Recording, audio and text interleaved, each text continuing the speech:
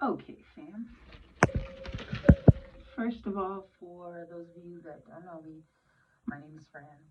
I'm an entrepreneur, I'm an author, and I'm a self published author, and I'm a poet. I was having a conversation today with one of my colleagues, and he mentioned that he was having baby mama drama.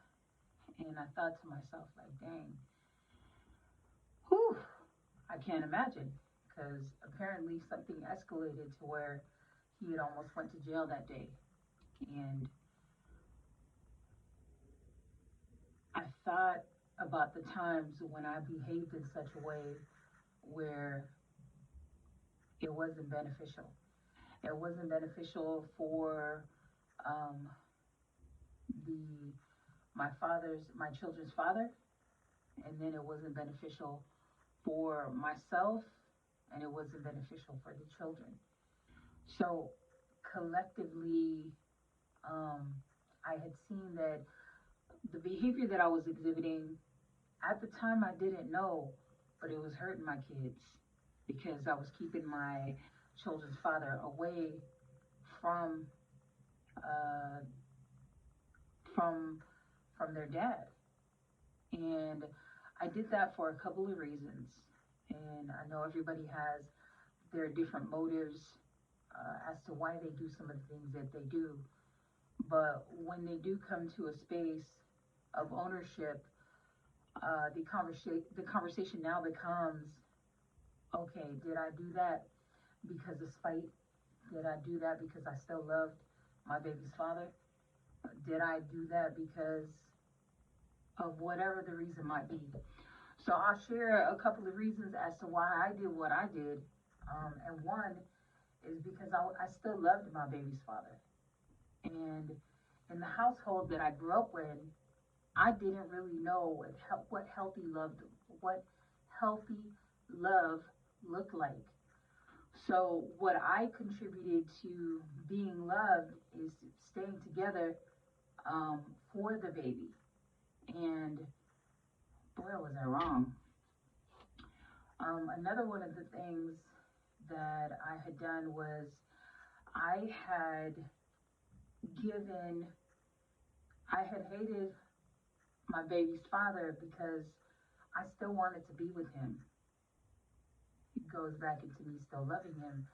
And I just thought, like, dang, we have these children together. Like, couldn't you see that I was something worth fighting for? And that's a whole another conversation because I didn't really know how to value myself outside of my relationship. So the validation that I was seeking was within the relationship itself. So I say all that to say that sometimes we, as baby's mother or a child's mom, we tend to get into discrepancies with our child's father because there's still love there, and it's something that we may not want to actively say or even openly say that, yeah, I still love them.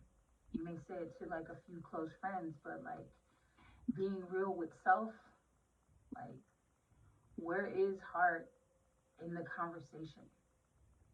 Because like when we do these type of things to keep the kid's father away from the children, and then when we talk bad about their father, and then also too when we're having conversations with the kids about their dad, um, all that stuff is an accumulation. It accumulates up to how the kid views a relationship and how they're going to carry out conversations dealing with this particular situation in the same fashion and same manner.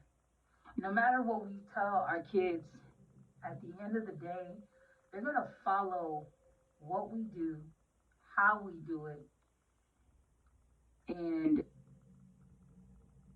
is that, I guess the question would be, is that something that you want to perpetuate in your own life? I had to come to the reality that I had to take ownership of the actions and the environment that I created, and it wasn't good. I also had to go back and repair those relationships with my kids.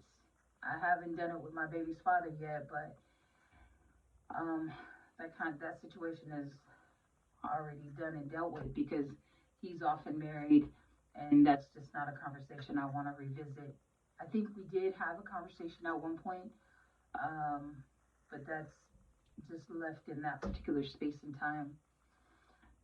With that said, mothers, I just hope that for whatever reason that you're pursuing or like creating separation and dissension between you and the kid's father, I hope it's not for your own gain.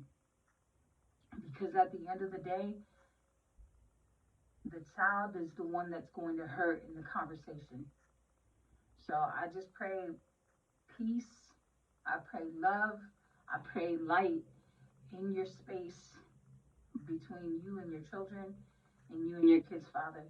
So that way you guys can create an environment that will create healthy individuals to respond in a healthy manner and not one that's going to perpetuate hate and dissension. All right, everybody. Once again, sending you love and light, and have a wonderful day.